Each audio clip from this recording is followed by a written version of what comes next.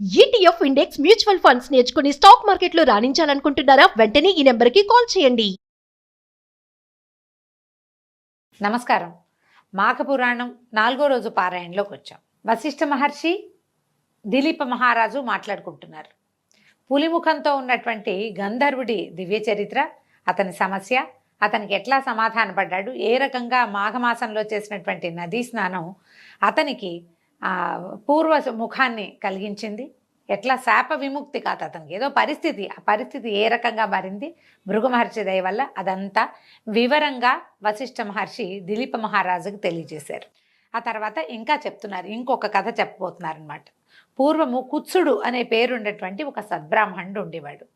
ఇతను కర్దమ మహర్షి యొక్క కుమార్తెని వివాహం చేసుకున్నాడు. కాలక్రమేణా వారికి ఒక కుమారుడు కూడా కలిగాడు.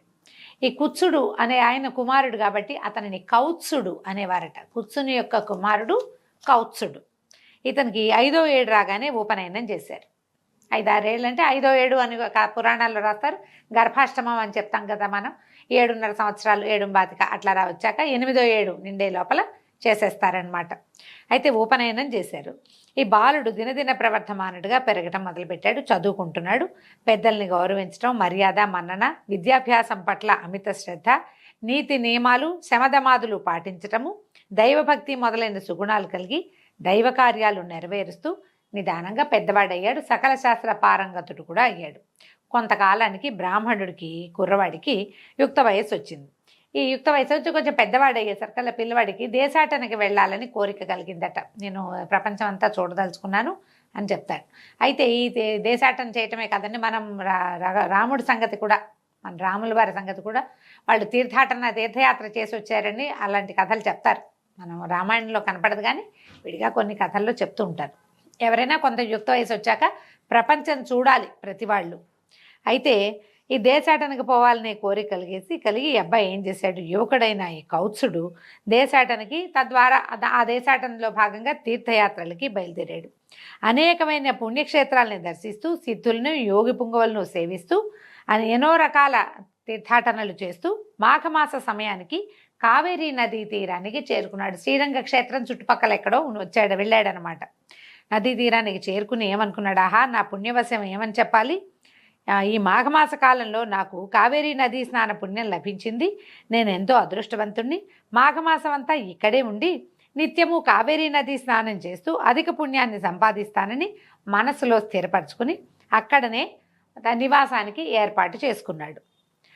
నిత్యము విష్ణు పూజలు చేస్తూ భగవద్భక్తితోటి కాలం గడపటం మొదలుపెట్టాడు. రోజు పొద్దున్నే స్నానం చేసేవాడు. ఉదయకాలము త్రికాల సంధ్యావందనాదులు చేసేవాళ్ళు. అప్పట్లో త్రికాల సంధ్యావందనం అంటే ఉదయం పొద్దున్నే వెళ్ళడము, సూర్యుడికి అర్ఘ్యం ఇచ్చి సంధ్యావందనం చేసుకోవటం, మధ్యాహ్నం మళ్ళీ దిగటం, నదిలో స్నానం చేయకుండాను. స్నానం కూడా మధ్యాహ్నాలు స్నానం చేసేవాళ్ళు అవునో కాదో ఎక్కడా చెప్పబడదండి, కానీ త్రికాల సంధ్యావందనం అని మాత్రం చెప్తుంటారు ఖచ్చితంగా. మళ్ళీ ఒకసారి సూర్యుడికి అర్ఘ్యం ఇవ్వటం, సంధ్యావందనం చేసుకోవటం, సాయంకాలం మళ్ళీ సాయం సంధ్యాం ఉపాశిష్యే అని చక్కగా మంత్రంలో కూడా చెప్తారు. సాయంకాలం కూడా సంధ్యావందనాలు చేస్తూ త్రికాలాలు సూర్యోపాసన, నదీ స్నానము, తర్వాత విష్ణు పూజ నిరంతరము జరుపుతూ ఉన్నాడట కొంతకాలం.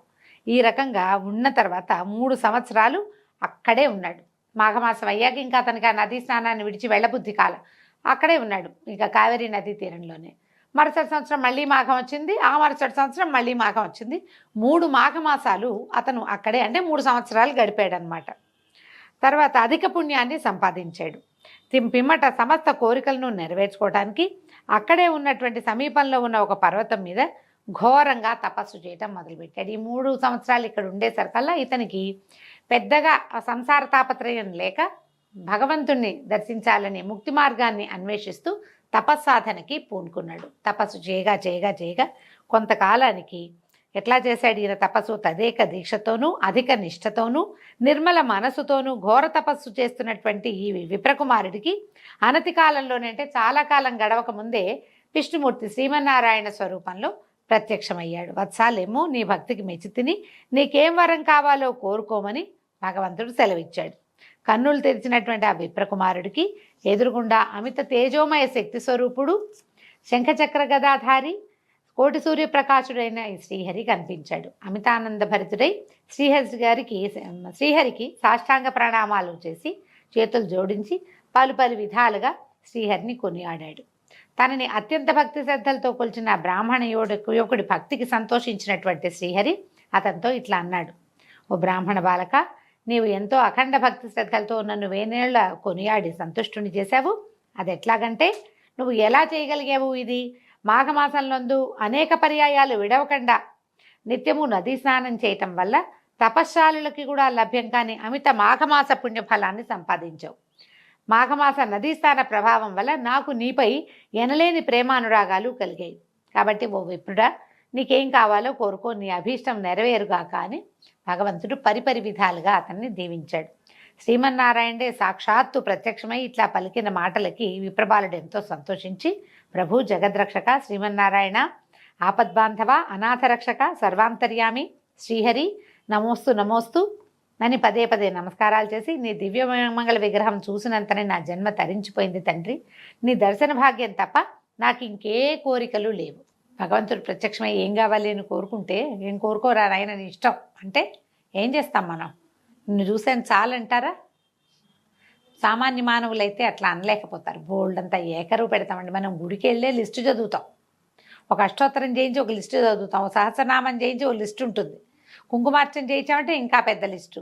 అర్చన అనగానే మొత్తం మన ఇంట్లో ఉన్న పసిపిల్ల బాలాది పేర్లు చెప్పేస్తాం మనం. నిజానికి దేవాలయంలో కుటుంబ పెద్ద అతని యొక్క గోత్రము చెప్తే సహకుటుంబాన క్షేమస్థైర్య ధైర్య విజయాభయ ఆయురారోగ్య ఐశ్వర్యాభివృద్ధ్యర్థం అని చెప్తారు. ఆయన తాలూకు సమూహం అందరికీ లభిస్తుంది. కానీ మనం ఊరుకోమట్ల పేరున ఎక్కడ ఏ పేరు మిస్ అయిపోతుందోనని దేవాలయంలో చంటి బిడ్డల పేర్లు కూడా చెప్తాం కదా. భగవంతుడు ప్రత్యక్షమైతే ఊరుకుంటామా మనం? కానీ ఈయన ఊరుకున్నాడు. ఈయన ఏమంటున్నాడంటే, అయ్యా, నీ దివ్యమంగళ విగ్రహాన్ని చూసినంతనే నా జన్మ తరించిపోయింది తండ్రి. నీ దర్శన భాగ్యం తప్ప నాకు ఇంకా ఏ కోరికలు లేవు. ఏ భగవంతుణ్ణి కన్నులారా దర్శించి తరించుదామని ప్రజలంతా భావిస్తారో నాకది మాఘమాస నదీ స్నాన మహిమ వల్ల లభించింది. వేల కొలది సంవత్సరాలు నీ దర్శన భాగ్యం కోసం ఘోర తపస్సు చేసినా లభించనిది కేవలము మాఘస్నానం వల్లే నాకు ఇది సిద్ధించింది. నీ దర్శన భాగ్యం ఇప్పించి నన్ను ధన్యుని చేశావు. నిన్ను చూడటం తప్ప నాకు ఇంకేవీ కోరికలు లేవు. ఈయన చెప్తున్న పాయింట్ ఏంటండి? మాఘ నదీ స్నానం చేయటం వల్ల భగవద్ దర్శనం లభిస్తుంది. అంటే చాలా శ్రమ పడితే కానీ దొరకని భాగ్యం ఏదైనా త్వరగా మనకి సిద్ధిస్తుంది. సో ఇప్పుడు దీనికోసమైనా మనం మాఘ స్నానం చేయొచ్చు. ఆరోగ్యం ఎలాగూ వస్తుంది. మనకి ఏదైనా ఒక ప్రత్యేకమైన కోరికలు ఉంటే అవి సిద్ధిస్తాయి. దీనివల్ల భగవద్ దర్శనం లభిస్తుందని చెప్తున్నారు. నిన్ను చూడ్డం తప్పిస్తే నాకు ఇంకా ఏ కోరిక లేదు. కానీ నీ యొక్క ఈ దివ్యమంగళ స్వరూపము ఇక్కడ సర్వకాలములందు భక్తజనులకు లభ్యమయ్యేలాగా చేయమని కోరుతున్నాను అని పదే ప్రార్థించాడట భగవంతుడిని. ఆ తర్వాత ఆ కొండ మీద ఎక్కడ కావేరీ నదీ తీర ప్రాంతంలోనే భగవంతుడు కొలువై ఉన్నాడని. కావేరీ నదీ తీర ప్రాంతం అంటే మనం శ్రీరంగం అని అలాంటిది చెప్పుకోవచ్చు. అంటే అక్కడ చాలా రంగక్షేత్రాలు ఉన్నాయి. శ్రీరంగం ఈ మన కావేరీ చుట్టుపక్కల కావేరీ పరివాహక ప్రాంతాల్లో ఎన్నో విష్ణువాలయాలు ఉన్నాయి. వాట్లల్లో ఒక ఆలయం ఇది అయి ఉండొచ్చండి. పురాణంలో ఫలానా ఆలయము ఇది అని గుర్తుగా అయితే చెప్పలేదండి, కానీ ఉండుంటుంది బహుశా. ఇక్కడే ఉండు, నిన్ను నేను ఎలా ప్రత్యక్షం చేసుకున్నానో ఆ స్వరూపాన్ని ప్రజలందరూ చూసేలాగా. ఒకడు మాఘస్నానం నిత్యము చేయటం వల్ల అతడికి లభించిన అవకాశం వల్ల మనం ఇవాళ ఈ భగవంతుడిని చూడగలుగుతున్నాము అనే జ్ఞప్తితోటి ప్రజలు ఏం చేస్తారు? వాళ్ళు కూడా మాఘస్నానం చేస్తారు. ప్రపంచంలో ఉన్న ప్రతివాడికి, భూమి మీద పుట్టిన ప్రతి మానవుడికి కూడా మాఘస్నాన ఫలితం లభించాలి, మాఘమాస మహాత్మ్యాన్ని వాళ్ళు తెలుసుకోవాలని అత్యంత పరమ ప్రీతితోటి ఈ కౌత్సుడనే బ్రాహ్మణ యువకుడు భగవంతుణ్ణి కోరుకున్నాడు. ఈ విష్ణుమూర్తి కూడా అలాగేనని ఒప్పుకొని అక్కడే ఒక ఆ స్థలంలోనే భక్తకోటికి అందుబాటులో ఒక పెద్ద దివ్యమైన దేవాలయంలో వెలిసి ఉన్నాడట. అక్కడే ఉండిపోయాడు. భక్తుడైన ఆ విప్రకుమారుడు సంతోషించి మరొక్కమారు మనపూర్వకంగా శ్రీహరికి నమస్కరించి తన తల్లిదండ్రులను చూచుటకే తన గ్రామానికి బయలుదేరాడు. ఎంతకాలమో అయింది అతను యాత్రలకు బయలుదేరాడు. 2-3 ఏళ్ళు గడిచిపోయి ఉంటాయి. ఆ తర్వాత 3 ఏళ్ళు ఖచ్చితంగా ఆ కావేరీ నదీ తీరంలో ఉన్నాడన్నాడు. అది ఇంకో 3, ఆ 3 ఈ 3 6. అక్కడి నుంచి తపస్సు అనతి కాలం నుండి ఎంతకాలం తపస్సు చేశాడు. కానీ యువకుడుగా ఉండగానే తన ఇంటిని చేరాడు. 10 సంవత్సరాలైనా అయ్యింది అనుకోండి.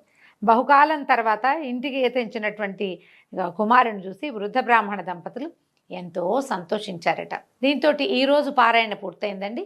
రేపు ఉదయం 5వ రోజు పారాయణలో మళ్ళీ కలుసుకుందాం. నమస్కారం.